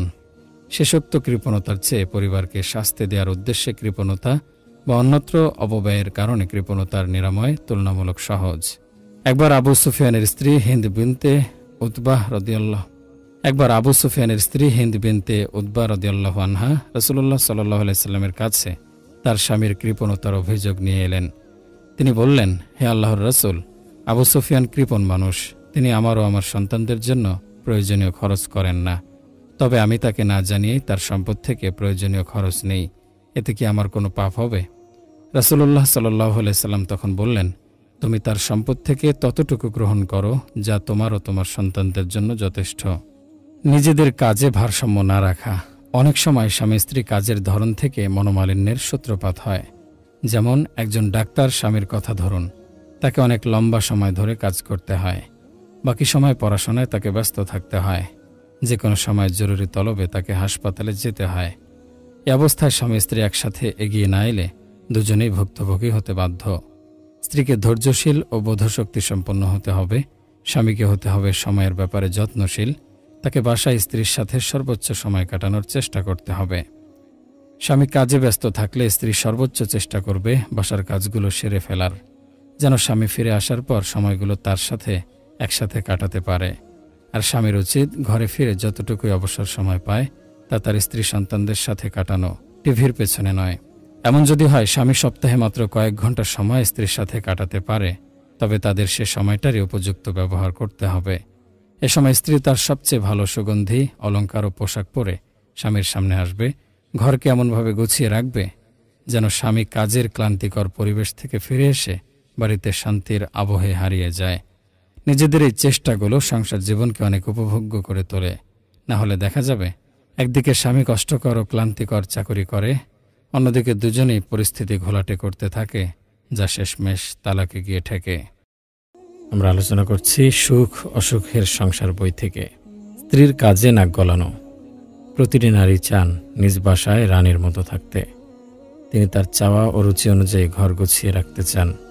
সাংসারিক বিষয়গুলো তিনি সম্পূর্ণ নিজের নিয়ন্ত্রণে রাখতে চান। যেন যে কেউ বাসায় ঢুকে আসবাবের বিন্যাস, দেয়ালের কারুকাজ, ঘর সাজানো দেখে তার নারীত্বের ছোঁয়া ও রুচিবোধ অনুভব করতে পারে। এ কারণে সাংসারিক বিষয়ে স্বামীর নাক গলানো নারীরা চূড়ান্ত রকমে অপছন্দ করেন। এ যেন তার রাজ্যে হস্তক্ষেপ করার সামিল। এর মাধ্যমে স্বামী অশান্তির দরজা খুলে দেয়, নষ্ট হয় পরিবারের ভারসাম্য ও সুখ শান্তি। প্রিয় দিনী ভাই, আপনার কর্মস্থল, মসজিদ ও সমাজে ব্যস্ত থাকার মতো যথেষ্ট কাজ রয়েছে, সেগুলো করুন। সংসার সামলানোর বিষয়গুলো স্ত্রীর হাতে ছেড়ে দিন। কিভাবে তার রান্নাঘর সাজানো থাকবে, কিভাবে বাসার ঘরগুলো অলংকৃত হবে, কিভাবে সংসার চলবে, এসব তার মন মতো করার স্বাধীনতা দিন। একজন আরেকজনকে বিরক্ত না করে প্রত্যেকে নিজ নিজ রাজ্যে দেখে রাখুন। পরিবারের সুখ নিজ থেকে ধরা দেবে। সন্তান জন্মদানে ব্যর্থতা। বন্ধ্যত্ব ও কন্যা সন্তানের জন্ম অনেক সংসারে অশান্তি ডেকে আনে। অনেক স্বামী পুত্র সন্তান পেতে যতটা আগ্রহী, কন্যা সন্তানের ক্ষেত্রে ততটাই অনাগ্রহী। পরীক্ষা হিসেবে আল্লাহ তাআলা কাউকে কন্যা সন্তান দান করলে সে হয়তো জাহেলিয়া সময়ের মূর্খদের মতো আচরণ করে, যাদের কথা বর্ণনা করে আল্লাহ তাআলা বলেছেন, ওয়াইজা বুশিরা আহাদুহুম বিমা দরাবা লির-রহমানি মাসালান যাল্লা ওয়াজহুহু মুসওয়াদ্দাও ওয়া হুয়া কাযীম। ওরা পরম দয়াময় আল্লাহর প্রতি যে কন্যা সন্তান আরোপ করে, ওদের কাউকে সে কন্যা সন্তানের সংবাদ দেয়া হলে তার মুখমণ্ডল কালো হয়ে যায়, সে অসহনীয় মনের কষ্টে ক্লিষ্ট হয়। কিছু পুরুষ তো পুত্র সন্তান জন্ম দিতে না পারার কারণে স্ত্রীকে তালাক দিয়ে বসে। তারা ভুলে যায় আল্লাহই তাদের তাকদীর নির্ধারণকারী। লিল্লাহি মুলকুস সামাওয়াতি ওয়াল আরদি ইয়াখলুকু মা ইয়াশা ইয়াহাবু লিমান ইয়াশা ইনাসা ওয়া ইয়াহাবু লিমান ইয়াশা উয-যুকুর আও ইউযাওবিজুহুম যুকরানা ওয়া ইনাসা ওয়া ইয়াজআলু মান ইয়াশাউ আকিমা ইন্নাহু আলিমুন কাদির। আসমানসমূহ ও জমিনের রাজত্ব আল্লাহরই। তিনি যা চান সৃষ্টি করেন। তিনি যাকে ইচ্ছা কন্যা সন্তান দান করেন, যাকে ইচ্ছা পুত্র সন্তান দান করেন, অথবা পুত্র ও কন্যা উভয় দান করেন। যাকে ইচ্ছা বন্ধা করেন। তিনি তো সর্বজ্ঞ, সর্বশক্তিমান। আধুনিক বিজ্ঞান পরীক্ষা করে পেয়েছে পুরুষের বীর্য থেকে সন্তানের লিঙ্গ নির্ধারিত হয় আল্লাহর ইচ্ছায়। এটি শত শত বছর আগে কোরআনের এই আয়াতেই বলা হয়েছে, ওয়া আন্নাহু খালাকাজ যাওজাইনিজ যাকারা ওয়াল উনসা মিন নুতফাতিন ইযা তুমনা। আর তিনি যুগল সৃষ্টি করেন পুরুষ ও নারী শুক্রবিন্দু থেকে যখন তা নিক্ষিপ্ত হয়। আয়াহসাবুল ইনসানু আন ইউতরাকা সুদা আলাম ইয়াকুন নুতফাতাম মিন মানিয়্যিন ইয়ুমনা সুম্মা কানা আলাকাতান ফাখালাকা ফাসাওয়া ফাজআলা মিনহুজ যাওজাইনিজ যাকারা ওয়াল উনসা। মানুষ কি মনে করে যে তাকে এমনি ছেড়ে দেওয়া হবে? সে কি বীর্যের শুক্রবিন্দু ছিল না, যা স্খলিত হয়, অতঃপর সে আলাকায় পরিণত হয়, অতঃপর আল্লাহ তাকে সৃষ্টি করলেন ও সুবিন্যস্ত করলেন, অতঃপর তিনি তা হতে সৃষ্টি করেন যুগল নর ও নারী। প্রথম আয়াতে এমন নির্গমনের কথা বলা হয়েছে যা নিক্ষিপ্ত হয়, অর্থাৎ পুরুষের বীর্য। দ্বিতীয় আয়াতে আল্লাহ তাআলা আমাদের জানিয়েছেন নারী ও পুরুষের সৃষ্টি হয় নুতফা থেকে, অর্থাৎ পুরুষের বীর্য থেকে। দুই লিঙ্গের পার্থক্য করে দিয়েছে এই নুতফা। তাহলে স্ত্রী কন্যা সন্তান জন্ম দিলে তাকে দোষারোপ করা বা কটু কথা কিভাবে বলা যেতে পারে? অনেক সময় স্বামী বন্ধ্যা হলে দেখা যায় স্ত্রী সামনাসামনি আক্ষেপ করে কিংবা আকার ইঙ্গিতে অন্য পুরুষের প্রশংসা করে বলে সে তার স্ত্রীকে 5টা সন্তান দিয়েছে। এসব আচরণের মাধ্যমে সে স্বামীর পুরুষত্বে আঘাত করে। একইভাবে স্ত্রী অনুর্বর হলে দেখা যায় স্বামী প্রকাশ্যে তাকে বিয়ে করার আফসোস করে বা অন্য কারো কথা টেনে আনে যে তার স্বামীকে অনেক সন্তান দিয়েছে। এভাবে সমস্যা বাড়ে বই কমে না। সমাধানের পথ তো অন্যদিকে। প্রথমত, যদি কোনো দম্পতি প্রজননে অক্ষম হন তবে চিকিৎসকের কাছে সমস্যার কারণ সম্পর্কে জানতে হবে। এক্ষেত্রে একজন অক্ষম হলে তাকে দোষারোপ করা অনুচিত। একজন মুসলিমের ক্ষেত্রে শান্ত থাকে, আল্লাহর ইচ্ছার উপর সন্তুষ্ট থাকে। দ্বিতীয়ত, সমস্যা সমাধানে সম্ভব হলে ইসলামে বৈধ পদক্ষেপ গ্রহণ করতে হবে। আল্লাহ তাআলা নিরাময় ছাড়া কোনো রোগ পৃথিবীতে পাঠান না। চিকিৎসকদের মতে 80% বেশি বন্ধ্যত্ব নিরাময় করা সম্ভব। সমস্ত প্রশংসা আল্লাহর, যিনি সমগ্র সৃষ্টি জগতের মালিক। তৃতীয়ত, কোনো নিরাময় না পাওয়া গেলে দুজনের নিরাশ হওয়া অনুচিত। আল্লাহর কাছে দোয়া জারি রাখতে হবে, তিনিই তো সর্বময় ক্ষমতার অধিকারী। তাছাড়া সুখ একটি মনস্তাত্ত্বিক বিষয়। শুধু সন্তান আছে এমন দম্পতিদের জন্যই সুখ শান্তি নির্ধারিত এমন নয়। দুনিয়ার জীবন পরীক্ষার এই ভেবে আল্লাহর সিদ্ধান্তে সন্তুষ্ট থেকে তারা সবরের সাথে জীবন কাটিয়ে দিতে পারে। আল্লাহই তার বান্দাদের ভরণ পোষণ করেন। যাকে ইচ্ছা যত ইচ্ছা রিজিক দেন। সন্তানও এক ধরনের রিজিক। আয়েশা রাদিয়াল্লাহু তাআলা আনহার কোনো সন্তান ছিল না, কিন্তু তার প্রতি ভালোবাসায় রাসূলুল্লাহ সাল্লাল্লাহু আলাইহি সাল্লামের কমতি ছিল না। তাকে সবচেয়ে বেশি ভালোবাসতেন। আরও কিছু বিষয়। প্রথম অধ্যায়ে আমরা সুখে শান্তিতে দাম্পত্য জীবন কাটানোর মূলনীতিগুলো আলোচনা করেছি। সেগুলোর কোনোটি অনুসরণ করা না হলে সংসারে অশান্তি আসতে বাধ্য।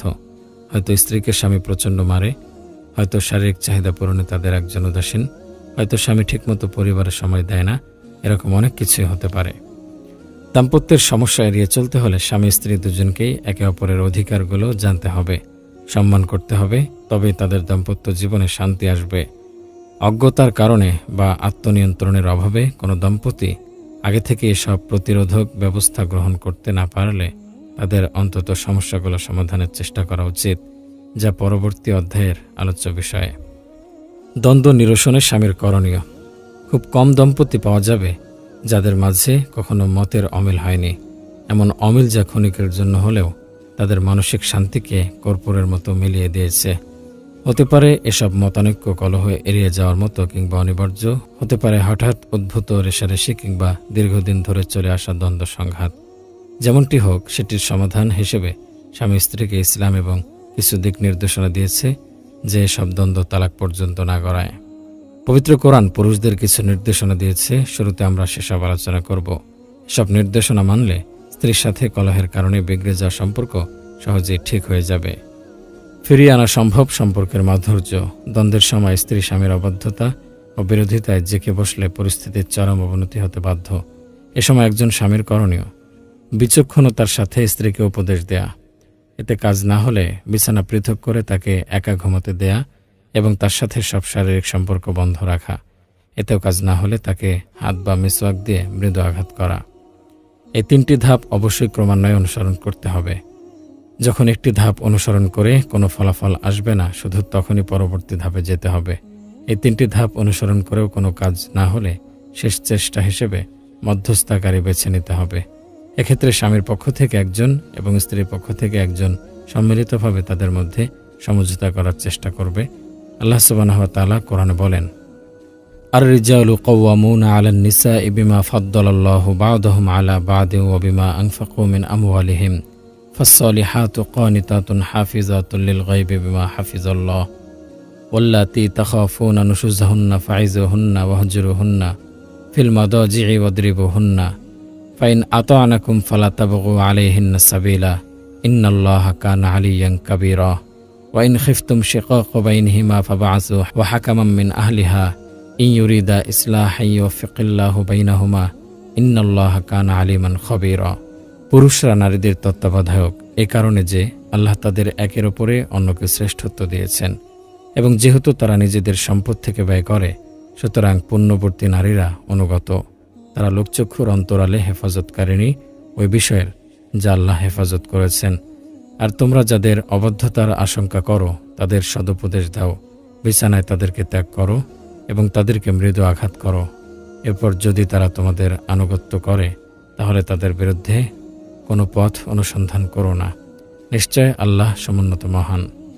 আর যদি তোমরা উভয়ের মধ্যে বিচ্ছেদের আশঙ্কা করো তাহলে তোমাদের বংশ হতে একজন বিচারক এবং স্ত্রী বংশ হতে একজন বিচারক নির্দিষ্ট করো। যদি তারা মীমাংসার ইচ্ছা করে তাহলে আল্লাহ তাদের মধ্যে সম্প্রীতি দান করবেন। নিশ্চয়ই আল্লাহ মহাজ্ঞানী, অভিজ্ঞ। এই আয়াতগুলো সাদ বিন রাবি রাদিয়াল্লাহু আনহু ও তার স্ত্রী হাবিবাহ বিনতে যায়েদ রাদিয়াল্লাহু আনহা এর ব্যাপারে নাজিল হয়েছিল। স্ত্রীর অবাধ্য আচরণের প্রতিক্রিয়ায় সাদ রাদিয়াল্লাহু আনহু তাকে চর মেরে বসেন। এরপর হাবিবাহ রাদিয়াল্লাহু তাআলা তার বাবার সাথে রাসূলুল্লাহ সাল্লাল্লাহু আলাইহি সাল্লামের কাছে এলেন। তার বাবা রাসূলুল্লাহ সাল্লাল্লাহু আলাইহি সাল্লামকে বললেন, আমি তাকে আমার আদরের মেয়ের সাথে সংসার করার অনুমতি দিয়েছি, আর সে তাকে আঘাত করল। তখন রাসূলুল্লাহ সাল্লাল্লাহু আলাইহি সাল্লাম বললেন, তাহলে স্বামীর ওপর সে অনুরূপ প্রতিশোধ নিতে পারে। সাদ রাদিয়াল্লাহু আনহু এর ওপর প্রতিশোধ নেওয়ার জন্য তারা ফিরে যেতে উদ্যত হলে রাসূলুল্লাহ সাল্লাল্লাহু আলাইহি সাল্লাম ডাকলেন, ফিরে এসো, জিবরিল আমার কাছে এসেছে। আল্লাহ তখন এই আয়াতগুলো নাজিল করলেন, পুরুষরা নারীদের তত্ত্বাবধায়ক। তারপর রাসূলুল্লাহ সাল্লাল্লাহু আলাইহি সাল্লাম বললেন, আমরা একটা চেয়েছিলাম, আল্লাহ অন্যটি চেয়েছেন, আল্লাহ যা চান সেটি উত্তম। এভাবে দম্পতির মাঝে প্রতিশোধ নেয়ার বিষয়টি বাতিল হয়ে যায়। উপরে উল্লেখিত আয়াতসমূহে আল্লাহ স্ত্রীদেরকে দুই প্রকারে বিভক্ত করেছেন। সেই সকল স্ত্রী যারা ধর্মনিষ্ঠ এবং অনুগত আল্লাহ ও তাদের স্বামীর প্রতি। দুই, সেই সকল স্ত্রী যারা অবাধ্য এবং অনিয়ন্ত্রিত, যারা শয়তানের বিভ্রান্তিকর ওয়াসওয়াসা মেনে চলে। প্রথম প্রকারে উল্লেখিত স্ত্রীরা স্বামীদের প্রতি অনুগত, তারা আল্লাহর দেয়া নির্দেশ মেনে চলেন, তাদের ওপর অর্পিত দায়িত্ব যথাযথভাবে পালন করেন। তারা নিজেদের চরিত্র হেফাজত করার পাশাপাশি স্বামীর সম্পদ অপচয় হয়ে যাওয়া থেকে রক্ষা করেন। এক কথায় সে সকল স্ত্রী উত্তম যারা তাদের স্বামীর প্রতি বিশ্বস্ত। দ্বিতীয় প্রকারের স্ত্রী হচ্ছে অবাধ্য নারী। তারা স্বামীর নির্দেশ পালন করার কোনো প্রয়োজন বোধ করে না। কখনো কখনো শয়তানের কুমন্ত্রণায় তারা মানসিক নিয়ন্ত্রণ হারিয়ে ফেলে। এ ধরনের স্ত্রীর সাথে বোঝাপড়ায় প্রথম পদক্ষেপ হলো স্বামী তার সাথে আলোচনা করবে, নসিহা দেবে। যদি এতে কাজ না হয় তবে স্ত্রীর বিছানা আলাদা করে দিতে হবে। এই নির্দেশের দ্বারা মূলত স্ত্রীর সাথে শারীরিক সম্পর্ক থেকে বিরত থাকাকে বোঝানো হয়েছে, যা দ্বারা স্বামীর অসন্তুষ্টি ভালোভাবে প্রকাশ পায়। ইবনে আব্বাস রাদিয়াল্লাহু আনহু বলেছেন, সে তার থেকে মুখ ফিরিয়ে নেবে এবং শারীরিক সম্পর্ক করতে অস্বীকৃতি জানাবে। যদি এর পরেও স্ত্রীর কোনো ইতিবাচক পরিবর্তন না আসে সেক্ষেত্রে স্বামী তাকে হালকা আঘাত করতে পারে। তবে এই আঘাত হতে হবে খুব সামান্য, যার উদ্দেশ্য কেবল স্ত্রীকে বাধ্যগত করা। এতে যেন স্ত্রী কোনো মানসিক আঘাত না পায়, বরং সে যেন শয়তানের কুমন্ত্রণা থেকে সংবিত ফিরে পায়। এতেও কাজ না হলে একজন বিচারক বা দায়িত্বপ্রাপ্ত ব্যক্তি দুজন সালিসী ব্যক্তির সাহায্য নেবেন, একজন স্ত্রীর আত্মীয়ের মধ্য থেকে এবং অপরজন স্বামীর আত্মীয়ের মধ্য থেকে। তাদের দায়িত্ব হল স্বামী স্ত্রীর মাঝে বিবাদের কারণগুলো খুঁজে বের করা, অভিজ্ঞতা ও প্রজ্ঞার সাথে তাদের মাঝে সুসম্পর্ক ফিরিয়ে আনা। ওয়াইন খিফতুম শিকাকা বাইনিহিমা ফাবআসু হাকামান মিন আহলিহি ওয়া হাকামান মিন আহলিহা ইন ইউরিদা ইসলাহান ইউফিকিল্লাহু বাইনাহুমা ইন্নাল্লাহা কানা আলিমান খবীরা। আর যদি তোমরা উভয়ের মধ্যে বিচ্ছেদের আশঙ্কা করো তাহলে তোমাদের বংশ হতে একজন বিচারক এবং তোমাদের স্ত্রীদের বংশ হতে একজন বিচারক নির্দিষ্ট করো। যদি তারা মীমাংসার আকাঙ্ক্ষা করে তাহলে আল্লাহ তাদের মধ্যে সম্প্রীতি সঞ্চার করবেন। নিশ্চয়ই আল্লাহ মহাজ্ঞানী, অভিজ্ঞ। কিছু কথা উপরোক্ত আয়াতের একটি সূক্ষ্ম দিক নিয়ে এখন আলোচনা করব। আল্লাহ বলেছেন, বিমা ফাদ্দালাল্লাহু বা'দাহুম আলা বা'দ। আল্লাহ তাদের একের ওপর অন্যকে শ্রেষ্ঠত্ব দিয়েছেন। এখানে বা'দাহুম আলা বা'দ অর্থ তাদের একের ওপর অন্যকে। কোনো কিছুর বা'দুন বলতে সম্পূর্ণ কোনো কিছুর অংশ বিশেষকে বোঝায়। অর্থাৎ এই আয়াতে বোঝানো হয়েছে স্বামী স্ত্রী একে অপরের অংশ, যারা একে অপরকে পূর্ণ করে। তারা অনেকটা একই শরীরের মাঝে দুইটি আত্মা কিংবা একই শরীরের দুটি অঙ্গের মতো। তারা একে অপরকে সর্বোচ্চ সাহায্য করবে, ঠিক যেমন শরীরের বিভিন্ন অঙ্গ প্রত্যঙ্গ দেহের শারীরিক ও মানসিক সুস্থতা বজায় রাখার লক্ষ্যে একসাথে কাজ করে। সামগ্রিক সুস্থতা বজায় রাখার জন্য যেমন বিভিন্ন অঙ্গ প্রত্যঙ্গের নির্দিষ্ট কাজ আছে, ঠিক তেমনি স্বামী স্ত্রীর জন্য আলাদা আলাদা কাজ বা দায়িত্ব আছে। চোখের কাজ দেখা, কানের কাজ শোনা। শরীরের পরিপূর্ণ কার্যক্ষমতার জন্য দুটোরই প্রয়োজন। উপরন্তু শরীরের কিছু অঙ্গ অন্যান্য অঙ্গের চেয়ে শ্রেষ্ঠ বলা যায়, যেমন হৃৎপিণ্ড হাতের চেয়ে শ্রেষ্ঠ। যদিও দুটোই গুরুত্বপূর্ণ অঙ্গ, প্রত্যেকেরই নিজস্ব আলাদা আলাদা কাজ রয়েছে। একইভাবে দাম্পত্য বন্ধনের ক্ষেত্রে আল্লাহ তাআলা স্বামীকে স্ত্রীর উপরে শ্রেষ্ঠত্ব দিয়েছেন। তারা নিজ নিজ দায়িত্ব পালন করার মাধ্যমেই কেবল শান্তির স্বামীর নেতৃত্ব ও সমাধান মেনে নিন। বেশিরভাগ প্রজাতিতেই দেখা যায় সমাজের নেতৃত্বের দায়িত্বটি পুরুষ জীবের ওপর থাকে। আল্লাহ তাআলা এই ফিতরাতের ওপর প্রাণীকুল সৃষ্টি করেছেন। সমাজের মতো পরিবারের দেখভাল ও উন্নয়নের জন্য অভিভাবক হিসেবে পুরুষ দায়িত্ব পালন করে। পরিবার সমাজের মূল একক। যদি পরিবার দিনদারির ওপর সুদৃঢ়ভাবে গড়ে ওঠে, তবে সমাজ ও সমৃদ্ধির দিকে এগিয়ে যাবে, অন্যথায় কলুষিত হতে বাধ্য। পুরুষকে আল্লাহ তাআলা নেতৃত্ব ও দায়িত্ববোধের গুণ দিয়ে সৃষ্টি করেছেন। এজন্য পরিবারের কর্তা ও অভিভাবক হিসেবে পুরুষ নারীর চেয়ে অধিক যোগ্য। প্রশ্ন আসতে পারে, কিভাবে পুরুষেরা নেতৃত্ব ও দায়িত্ববোধের দিক থেকে এগিয়ে?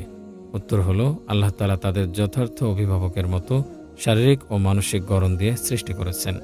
প্রকৃতিগতভাবেই পুরুষ তার স্ত্রী ও সন্তানদের ভরণ পোষণের দায়িত্ব পালন করতে চায়। একইভাবে নারীর প্রকৃতি হল তারা সহযোগিতা ও ভরণ পোষণ পেতে চায়, যদি না তার সহজাত প্রকৃতি কলুষিত হয়। এক্ষেত্রে লক্ষণীয়, নেতৃত্বের উদ্দেশ্য স্ত্রীর ওপর শ্রেষ্ঠত্ব ফলানো বা আধিপত্য বিস্তার নয়, বরং এই নেতৃত্ব পুরুষের দায়িত্ব। নিজ নিজ যোগ্যতা ও সামর্থ্য অনুযায়ী স্বামী স্ত্রী নিজ নিজ দায়িত্ব পালন করবে, এমনটাই মানব ফিতরাত। সমাজের নেতৃত্ব দানে নেতার প্রয়োজন, কিন্তু নেতৃত্ব বলে তিনি সমাজের অন্য ব্যক্তিদের থেকে শ্রেষ্ঠ হয়ে যান না। নেতা হিসেবে তার নিজের যেমন দায়িত্ব রয়েছে, তেমনি সমাজের অন্যদেরও নিজ নিজ অবস্থান থেকে দায়িত্ব রয়েছে। নেতা সমাজের উন্নতির জন্য দিনরাত কাজ করবে এবং অন্যরা তাকে এ ব্যাপারে সর্বোচ্চ সহযোগিতা করবে। পরিবারের ক্ষেত্রেও বিষয়টি একই রকম। পুরুষ চেষ্টা করবে একজন সত্যিকারের নেতার মতো তার দায়িত্বগুলো পালন করার। স্ত্রী চেষ্টা করবে স্বামীকে মেনে চলার, দায়িত্ব পালনে সাহায্য করার।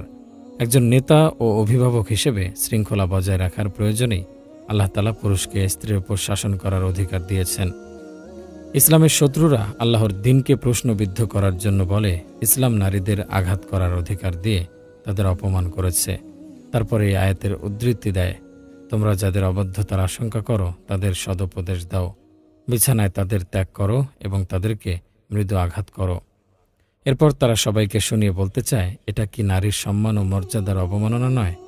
আমাদের উত্তর হলো, এটা সত্য যে আল্লাহ তাআলা কোরআনে পুরুষদের অনুমতি দিয়েছেন তাদের স্ত্রীকে আঘাত করার, কিন্তু প্রশ্ন হচ্ছে কোন ক্ষেত্রে, কখন তাকে আঘাত করা যাবে? তাকে আঘাত করবার আগে কোন কোন শর্তগুলো পূরণ করতে হবে? আঘাত করার সর্বোচ্চ সীমা কতটুকু? প্রথমত আমাদের বুঝতে হবে, এখানে আঘাত করার উদ্দেশ্য তাকে শোধরানো। এছাড়া বাকি সব ক্ষেত্রে আঘাত করা নিষিদ্ধ। এর তুলনা করা যায় রোগ নিরাময়ের জন্য ওষুধ সেবনের সাথে শুধু প্রয়োজনীয় ক্ষেত্রেই ওষুধ প্রযোজ্য। যখন কোনো নারী তার স্বামীর বিরুদ্ধাচরণ করতেই থাকে, সর্বোচ্চ সীমা ছাড়িয়ে যায়, ভুল পথ থেকে ফিরে আসতে চায় না, তখন তার স্বামীর কি করা উচিত? তাকে তালাক দেয়া, তার যা ইচ্ছা তাই করতে দেয়া, নাকি তার সংশোধনের চেষ্টা করা? কোরআন আমাদের এই সমস্যার নিরসনের পথ দেখিয়েছে। স্ত্রীকে অবাধ্যতার পথ থেকে ফিরিয়ে আনতে ইসলাম পুরুষকে শিখিয়েছে প্রাজ্ঞ সমাধান। প্রথমত স্বামীকে ধৈর্যশীল ও সহনশীল হতে হবে। এরপর স্ত্রীকে উপদেশ ও দিক নির্দেশনা দিতে হবে। এসব কাজ না হলে তার বিছানা ত্যাগ করতে হবে। যদি তাতেও কাজ না হয়, তবে মৃদু আঘাত করতে হবে। স্ত্রীকে তালাক দেওয়ার চেয়ে মিসওয়াক দিয়ে আঘাত করা উত্তম, কারণ তালাক পরিবারকে সমূলে ধ্বংস করে দেয়। দুটি ক্ষতিকর বিষয়ের মধ্য থেকে যে কোনো একটি বেছে নিতে বাধ্য হলে কম ক্ষতির পদ্ধতি অনুসরণ করা উচিত। এ বিধান নারীদের কোনোভাবেই অপমান করেনি। এটি স্ত্রীকে শোধরানোর উদ্দেশ্যে একেবারে শেষ পদক্ষেপ। এ মৃদু আঘাত শুধু নির্দিষ্ট কিছু পরিস্থিতিতে বিশেষ ধরনের নারীর ওপর প্রযোজ্য। যারা স্বামীর অবাধ্যতা করতেই থাকে, নরমভাবে সতর্ক করার পরও ভুল পথ থেকে ফিরে আসতে চায় না। কিছু মানুষ থাকেই যাদের শাস্তি না দিলে শৃঙ্খলা শেখানো যায় না। এই কারণে ইসলাম মদ্যপান সহ বিভিন্ন পাপ কাজের জন্য শাস্তির বিধান রেখেছে। তবে আমাদের সালাফগণ স্ত্রীদের আঘাত করার বিষয়টি বেশ অপছন্দ করতেন। আতা রহমতুল্লাহি আলাইহি বলেছেন, স্ত্রীকে আঘাত করা উচিত নয়, এমনকি তাকে কোনো আদেশ বা নিষেধ করার পর সেটা না শুনলেও বরং তার উপরে রাগান্বিত হওয়াই যথেষ্ট। এরপর তিনি একটি হাদিস উল্লেখ করেন, পুরুষকে তাদের স্ত্রীদের আঘাত করার অনুমতি দেওয়ার পরপরই ৭০ জন নারী তাদের স্বামীর ব্যাপারে অভিযোগ পেশ করলেন। রাসূলুল্লাহ সাল্লাল্লাহু আলাইহি সাল্লাম বললেন, মুহাম্মদের পরিবারের কাছে অনেক মহিলা স্বামীর বিরুদ্ধে অভিযোগ নিয়ে এসেছে। যারা স্ত্রীদের আঘাত করে তারা তোমাদের মধ্যে উত্তম নয়। এত কিছুর পরেও যারা এই বিধানের ব্যাপারে ইসলামকে আক্রমণ করে তারা এটা বুঝতে ব্যর্থ যে স্ত্রীকে আঘাত করার বিষয়টি একটা প্রতিকার মাত্র, যা একদম চূড়ান্ত পর্যায়ে প্রযোজ্য। ফমালিহা উলা ইল কওমিলা ইয়াকাদুনা ইয়াফকাহুনা হাদিসা। অতএব ওই সম্প্রদায়ের কি হয়েছে যে তারা কোনো কথা বুঝতে চেষ্টা করে না? ইসলাম স্ত্রীকে আঘাত করতেই হবে এমন বাধ্যবাধকতা দিয়ে রাখেনি, বরং আগের উল্লেখিত ধাপগুলো আশানুরূপ ফল না দিলে এমনটি করার অনুমতি দেওয়া হয়েছে। এমনকি স্বামী যদি জানে স্ত্রীকে আঘাত করে শেষ পর্যন্ত কোনো উন্নতি হবে না, সেক্ষেত্রে স্ত্রীকে আঘাত করা অনুচিত। আঘাত করার ব্যাপারে আরও বেশ কিছু শর্ত রয়েছে। স্ত্রীকে গুরুতর বা হিংস্রভাবে স্বামী আঘাত করতে পারবে না। সে চাবুক কিংবা লাঠিও ব্যবহার করতে পারবে না। কেবল মিসওয়াক দিয়ে খোঁচা বা মৃদু আঘাত করতে পারবে, যেন তার শরীরের কোনো ক্ষতি না হয়। কোনো দাগ না থাকে, তার মুখমণ্ডলেও আঘাত করা যাবে না। ওপরের এই বর্ণনা শুধু সেসব অমুসলিমদের যুক্তি খণ্ডনের জন্যই নয় যারা ইসলামের ওপরে অপবাদ দিতে চায়, বরং সেসব মুসলিমদের জন্য কঠোর উপদেশ যারা অবজ্ঞতাবশত সীমা লঙ্ঘন করে এবং মনে করে স্ত্রীকে নিজের ইচ্ছামতো মারধর করা তাদের অধিকার। তারা অবশ্যই ভুল পথে আছে। ইসলাম কোনোভাবেই তাদের জঘন্য কাজ সমর্থন করে না।